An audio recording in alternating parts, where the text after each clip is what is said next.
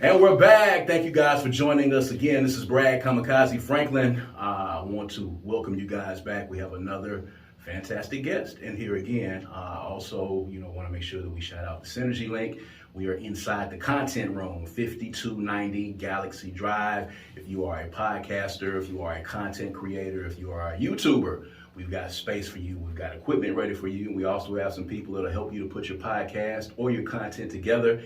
If you would like to, all you need to do is call 769-257-6664 and set up some time in the content room. Please make sure that you like and subscribe to my YouTube page, Brad Kamikaze Franklin. We've had some amazing guests, inside the content room thus far. And today, we want to keep you guys informed on what's happening in the city of Jackson. I think it's very important. And I'm very pleased to have with us today Ward 5 Councilman, Mr. Vernon Hartley. Thank you for joining us. Thank you.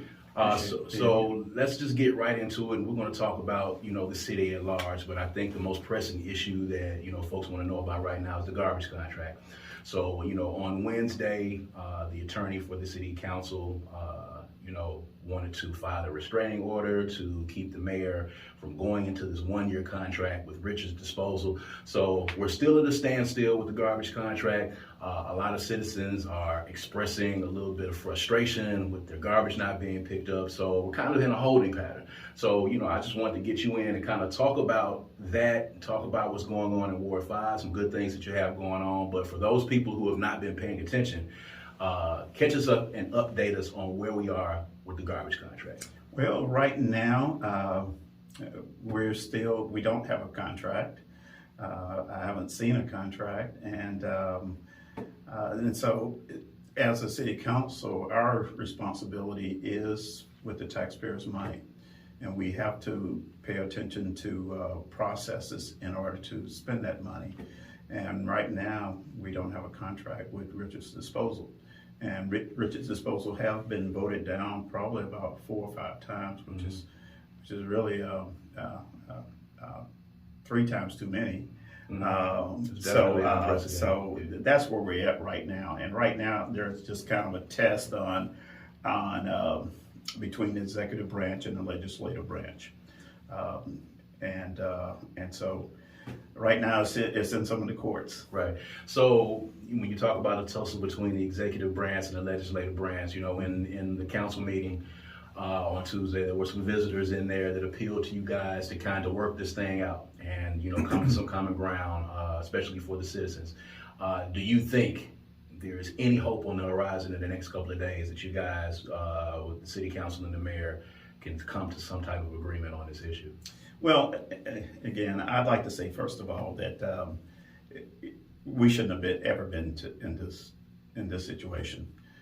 This is a place where if you know municipal operations, it should have been 1, 2, 3. The council votes one contractor down, it goes to the next one, and then if that doesn't work, the city goes back through the RFP process all over again. Mm-hmm. Here we had just some different circumstances. So basically, what I've been focused on is 2 things. One is our procedures.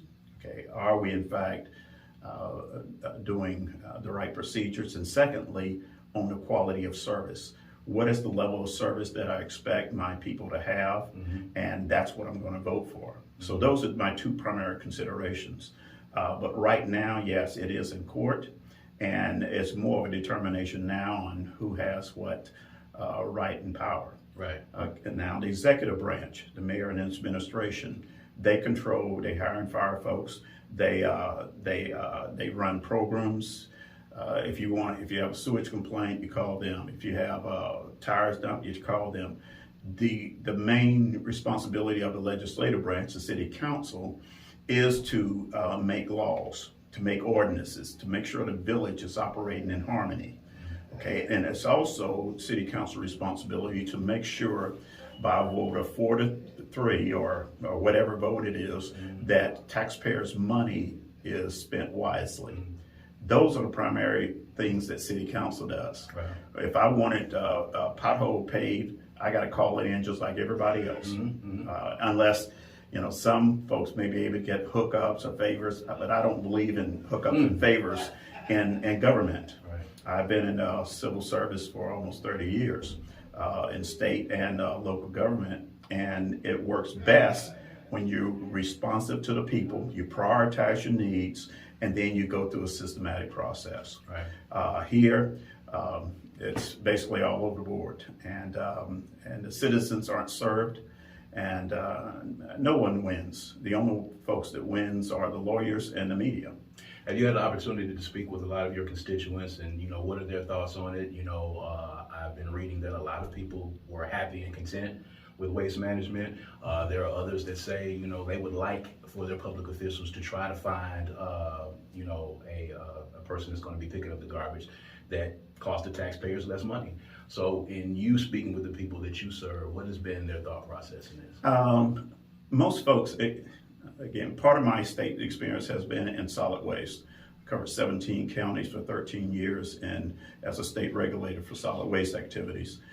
I know from my background that most folks, they're happy to see it go away. Mm-hmm. Mm-hmm. They're not concerned about where it goes. They're not as concerned about, what color truck, and they want it to go away when it's supposed to go away. Mm-hmm. Most folks don't even know where it goes. Right.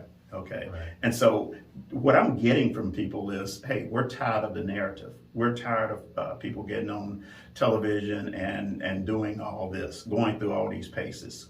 We don't want that. We just want, so primarily what I'm hearing is that they want a smooth collection of their waste. And number two, they don't want us to be on TV acting a fool. Right. Okay. Right. And I get that. Thirdly, I get a lot of folks say, hey, we appreciate your vote. Hey, hang in there. Right. So when Richard's Disposal first came on board, what were some of your initial problems with it, and one of the reasons why you voted to turn them down? Initially, I had a chance to question them. And again, coming from a regulator standpoint, former regulator, state regulator standpoint, I hate all waste haulers. All of them are in it for money. Mm. So for the public, the thing you're going to look at, who's going to do it the best. Wow. That's what I look, and that's when Richard's Disposal had a chance to come before the council, I asked them numerous questions about their plans. Where you're going to locate your facilities, how it's going to be operated, who's going to be operating, are you going to use local people, are there going to be benefits for those folks, are you going to operate like you do in New Orleans with the temp staff? I had a chance to ask a lot of questions, and then what happens in the way of a disaster? Do you have enough vehicles and stuff to service Jackson and New Orleans? So these are things that you have to consider. And not just the face value, okay? Granted, we want our money in our hands. Mm-hmm. However, when it comes to, this is not just our money. This is everyone's money. Mm-hmm. This is not taxpayers' money. Mm-hmm. This is fee-based. Mm-hmm. So we're looking for the best vendor to do a service, and that's it. Right. And if someone else have an agenda, then I think that they're not looking at maybe that broader perspective of just a service quality. And like I said, most folks are content just to see it go away. Right, and when it doesn't go away, then they have problems. Right. So I had a chance to speak with the mayor on this show, and we talked about the garbage contract. He talked about his reasons for wanting to bring Richards up, and he spoke about them being $12 million less than what we're paying right now for waste management. You brought up a lot of other issues that a lot of people, I think, are not privy to. With your background, of course, and having, these conversations with Richards, you found that even though they may have come in lower than waste management, there were some other intangibles that you feel that, did not make them the correct choice, right? That's correct. I had a lot of concerns, and I've had the chance, as I was for 6 years, I was solid waste manager for the city of Jackson. I've written an RFP, I've written a solid waste contract, and I know that if you get someone in that's going to have problems with trucks breaking down, with missing routes, you just complicated your whole solid waste operation. And I want stability. Right now in the city of Jackson, we got a lot of issues. We got things, folks, a lot of things for them to be concerned about. One thing they were not concerned about is whether that waste was going to be removed from the corner. So I like that stability, okay? No one was complaining about a price or anything like that. I like the stability. I like the fact that I don't have to worry. When I was solid waste manager, Waste Management had a contract, they had subcontractors. Sometimes the truck would break down and you would go a week without a pickup, and I would get on the phone. Again, I'm calling Waste Management. I'm not calling the subcontractors. Right. I want this issue fixed. Right. You know, and Waste Management had always had a backup plan, bring in trucks from some other places, etc. Again, I hate all of these folks. I'm a state regulator, retired, okay? They're in a professional business to make a profit. I want the best thing for my people so they don't have to worry about this issue. Right. They can worry about crime. They can worry about that pothole in the street. They can worry about the water leaking down the road. They can worry about the backed up sewage. They can worry about litter and trash being dumped, all hosts of things. But this thing, we don't need to worry about. Right. Okay. And I see any savings as being short-sighted. Any savings as being short-sighted, because at the end of the day, if you have problems, and granted, you can come back later and adjust the prices too. Right. But so one of my concerns is that I did not have that full understanding of this contract, and from asking the questions at the city council meeting, some of the answers kept changing. That gives me pause. Okay, and so and then probing Mr. Richards himself, I'm looking for a solid plan, a solid layout, a solid implementation. I'm looking for something that tells me that down the road, this is not going to be an issue at all. And I didn't feel that comfort level. Right. Now, Councilman Hartley, when you see the tension that exists between the city council, and you're not, in the city council meetings, you're not one of the more vocal council persons. When you're sitting there in these meetings and you're seeing the tension going back and forth, and you see constituents talking about the behavior of your council people, as this is going on, what do you think needs to be done amongst this body to, create more of a harmonious situation for the city's business to get done? Well, first of all, I hate to do it, but I put it back in the hands of the public. I think the public have to demand that they see plans coming out of both of those bodies together. First of all, a lot of folks, they look at us on TV and they just see black people can't get along. They don't understand that there's an executive body that has responsibilities, and there's a legislative body. I can't tell someone to do a pothole. I can't tell someone to fix a sewer. There's a whole bunch of things I can't do. The mayor cannot spend taxpayer money. So we have to work together. We are tied together.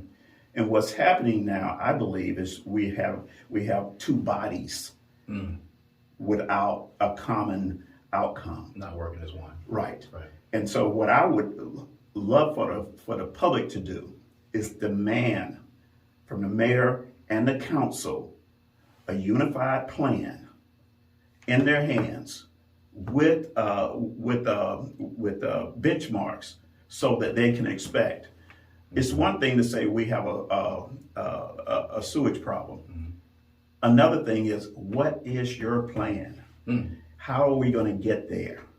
We're hiring professional people every day to lead these different departments. $60, $70, $80, $90,000 a year. Right. We deserve answers. We deserve them to be working at night on plans, bringing it to the mayor bringing it to city council. We sitting down together and saying, okay, how are we going to do this? Not how the mayor's going to do a plan and what the city council is expecting, but how are we going to do it? Right. So that's one thing that I would hope that that the public will do, is demand a plan for every single thing. There's about 8 different priorities in my ward. Well, Crime, yeah. potholes, trash and garbage dumped and tires, abandoned properties, gunshots at night, drug houses. There's about 8 or 9 that are priorities. Yes. I'm looking for, when I sit down at the council meeting, I'm looking for something to tie into each one of those. A lot of times I'm not seeing it. I'm seeing everything from walking trails to museums. Yes. But I need something to vote on, because that's one of the only things I can do is vote. Okay? Right. And so, but I think primarily what we need between that executive body, between the mayor and the administration and the city council, is we need that full exchange of information and towards a common goal. My common goal with administration, it just in my head, is those 8 priorities. Yeah. That's it. They should be working and interested just like I am, Right. because these are the priorities of the people.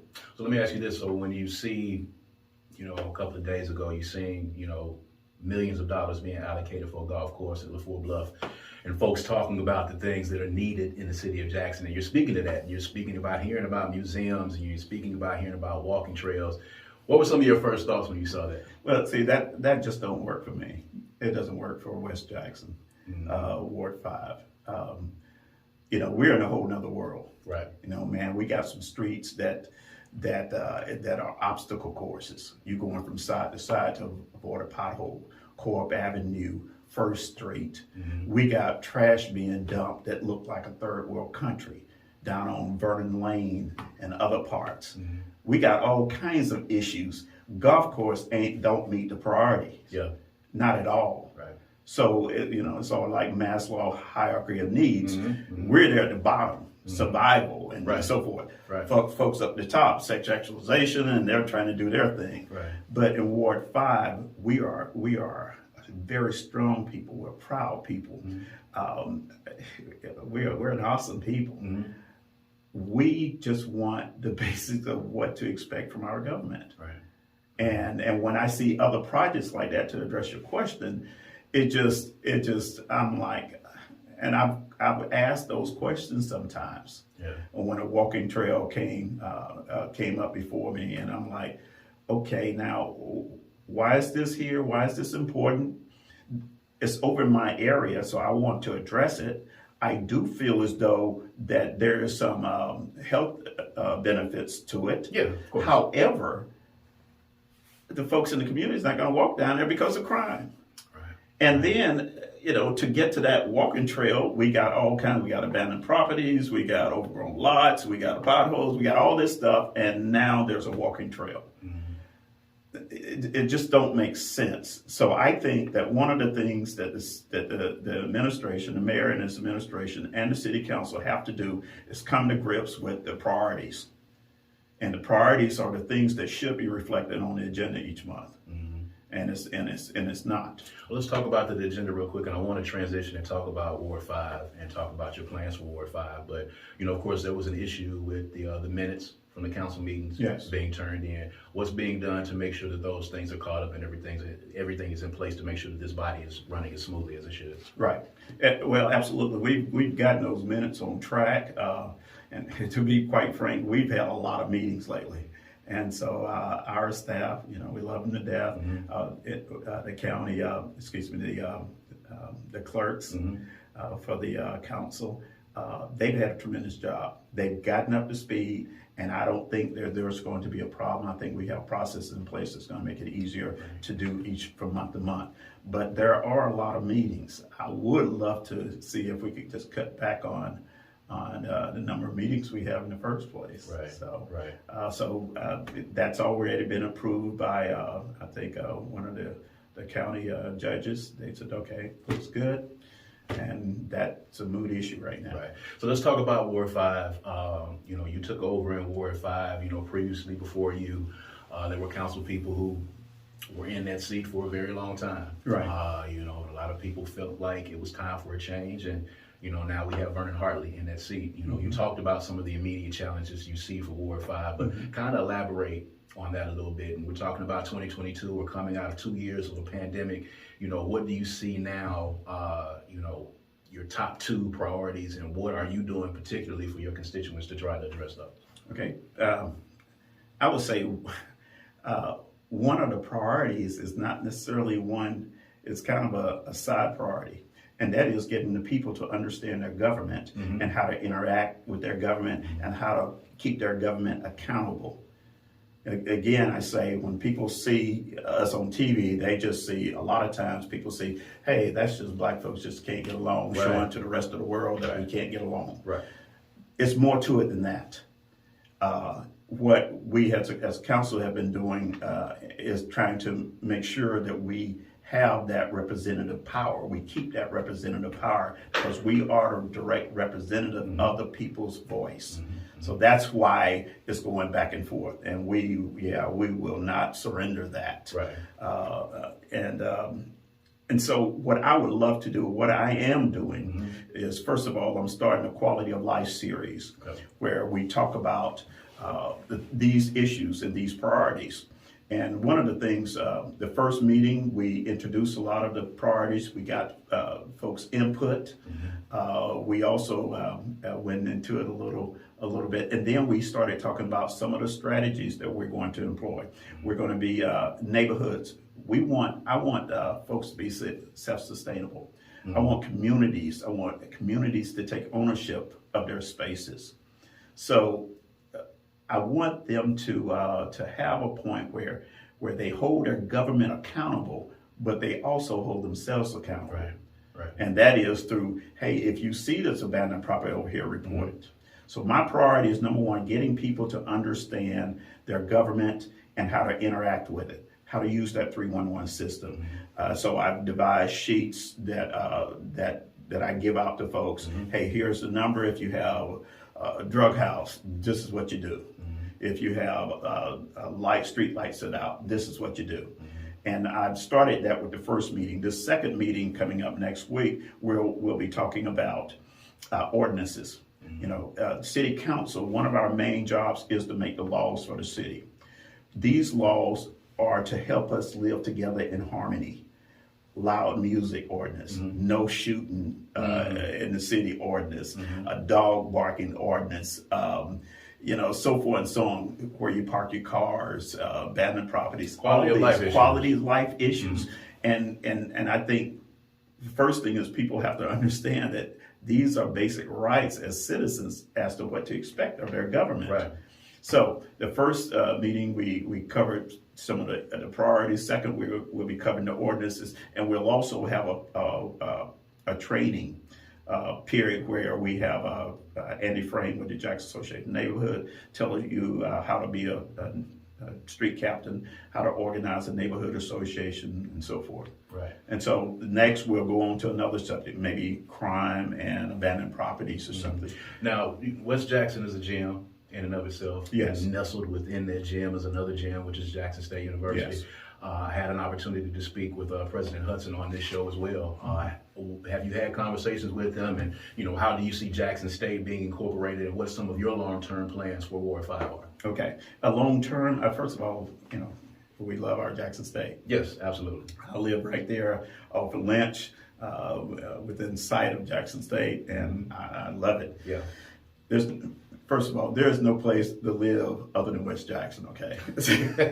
I've lived in West Jackson. It's just, the personality, the history, the houses, and some folks, it's a little rough, until you get to know it. Yeah. But once you get to know it, you'll fall in love with it. Yeah. We love Jackson State.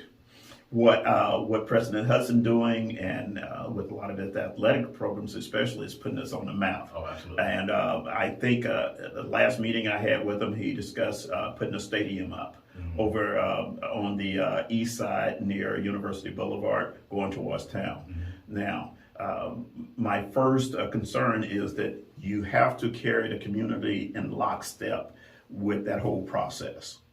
There at no point can you say, well, Jackson say we're going to do what we need to Right. do for ourselves, Right. and the community is not involved. Right. It just Right. doesn't. It's not going to work that way. Right. And I'm going to ensure that the people's voice is. There have been some issues with that before previously, with Jackson State trying to kind of act autonomously. Yeah, and I think the president they end up having not to, being there. yeah, walking away. Right. But this time, he is from the street. West Jackson. Yes. Yes. I mean, he grew up partially over there on Pecan Boulevard, Arbor Vista, where I live now. Yeah. And so we have a West Jackson, homeboy right there. Yes. So he understands the importance. What I would like to see is, first of all, we've already named, did the ordinance to rename Ellis Avenue into the Bobby Rush Boulevard. Right, So right. that whole corridor from I-20 coming down to Lynch Street and a historic Lynch Street. Yes. There is Yes. more that we need to do there to bring out the history. But you Yes. got the Kofo building down there. You Yes. got Jackson State, Absolutely. and then the Absolutely. stadium, and then Right. downtown. Right. So Right. these are major things that I want to focus on. We have to clean up. We are cleaning up a little by little, and I'm starting. I inspect every day. It's maddening, but every time I drive down the street, I'm in inspection mode. That's just my background. Right, right. And so I'm always on it. I'm talking to the owners of the stores and letting them know, friendly way. Yeah, we're gonna step up our game here. Yeah, glad to have your service, and hey, I'm gonna buy my fuel here or whatever. But you're a part of something bigger here, and you got to step up and be a responsible citizen of the community. Last thing I want to talk about is crime. Crime is a plague on the entire city. Everyone is talking about it. What have been your thoughts and some plans that you think would work in West Jackson? Some of the major concerns. How have you addressed the issue of crime when you're speaking to constituents and they're telling you, hey, these things are happening, we're hearing shootings at night, what can we do? Or what can you guys do as a city council to make things better? Well, first of all, again, we don't hire or fire police Right, chiefs. right, We don't. right, I mean, right. so we have to come at it at a different angle. What I like to do is educate my people. Right. Every one of my quality of life meetings, I'm giving out information. This is how you handle those situations. But the key is my philosophy has always been community policing. In community policing, what you have is, and the police chief and others will tell you, they can't do this without public health. Right. It's just impossible. Right. And so what I would love to have is, I'd love to have a police officer in every community. Hey, fix up one of the abandoned houses, put them in there rent free. Do something to get them integrated in with the community, so that you're building that community trust. And you, for that police officer, he's getting to know what the community is all about. He knows where the drug house at. He knows where Miss Smith is at. And sometimes she have a problem with dogs barking. Right. That's, to me, that's the key ingredient to have a reducing crime, is to get the police integrated in that community, not as a military type force, but as a neighbor. Right. And believe it or not, I got a lot of those principles from the late Chokwe Lumumba. Yeah. And he even went as far as to say we should have neighborhoods approving police officers in the community. Right, and that's been a controversial issue for a lot of folks with citizens, Citizens Council and having a review board and that kind of thing. It's something that hopefully will kind of evolve into, because there has to be a level of accountability with the citizens and with law enforcement, because law enforcement are actually in these communities. Ward 5 Councilman Vernon Hartley, we thank you so much for joining us here on the Content Room. Some very, very interesting perspectives that I had not heard yet on the garbage contract issue, and I'm very glad you came forth, and I'm very glad that our viewers got a chance to see that. I like to be a conduit for information, Yes, and I think having an informed electorate is one of the most powerful things that you can absolutely have. So we hope you guys learned a lot here. Of course, make sure you like and subscribe to the channel. Brad Kamikaze Franklin, we're going to continue to have our local state, national officials, celebrities, tastemakers, whoever it might be, they'll be coming into the content room because we want to keep you guys informed. And Councilman Hartley, thank you for being here, and we hope to have you again to get more updates on what's happening. Certainly. And hopefully we'll get a garbage contract put together at some point, man. You guys, thank you for joining us, man. Peace and power.